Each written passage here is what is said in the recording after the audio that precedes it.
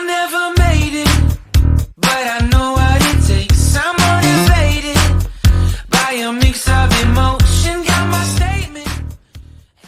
E aí, galerinha, tudo bem? Então, uma vez por semana nós temos um encontro marcado. Já estou morrendo de saudade de vocês, porque é sempre muito bom quando estamos juntos, mas nós sabemos da importância desse momento para cuidar da nossa saúde. Então vamos lá. Peguem o livro de vocês, na parte de produção de texto, a partir da página 17, capítulo 2 da unidade 1, nós vamos estudar esse tema, saberes lendários e populares. Só para deixar claro, o tema em questão está relacionado ainda ao tipo textual que nós estamos estudando, que é a narração.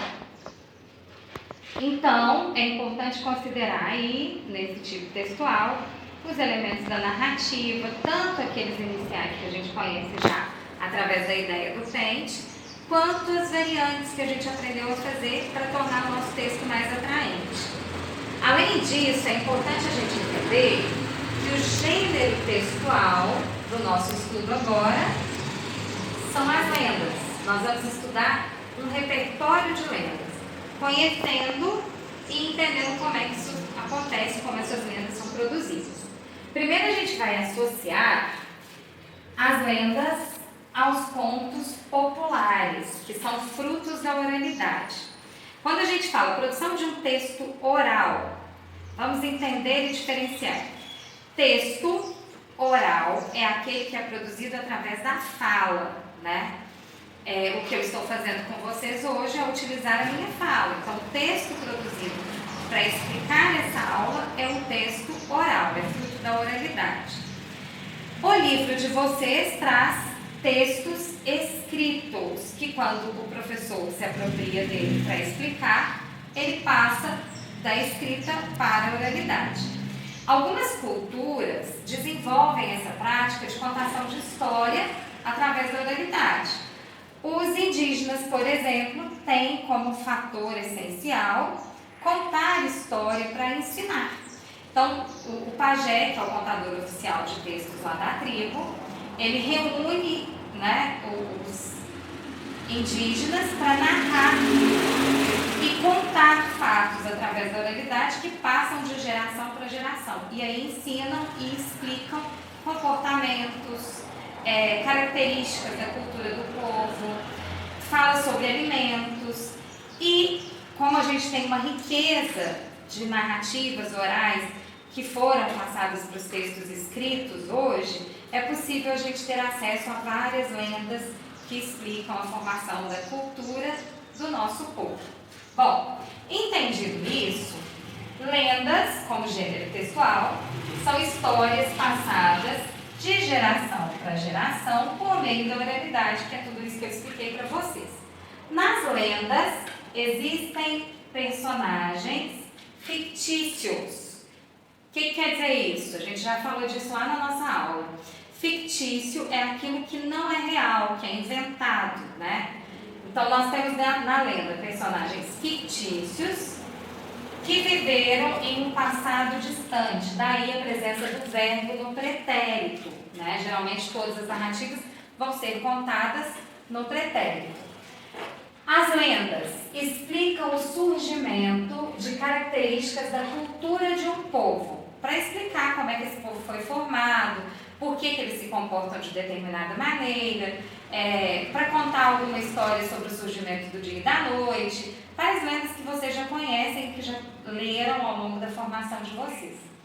Uma curiosidade, você sabia que a palavra lenda se associa a narrativas populares que frequentemente buscam explicar fenômenos da natureza? É o que eu disse para vocês.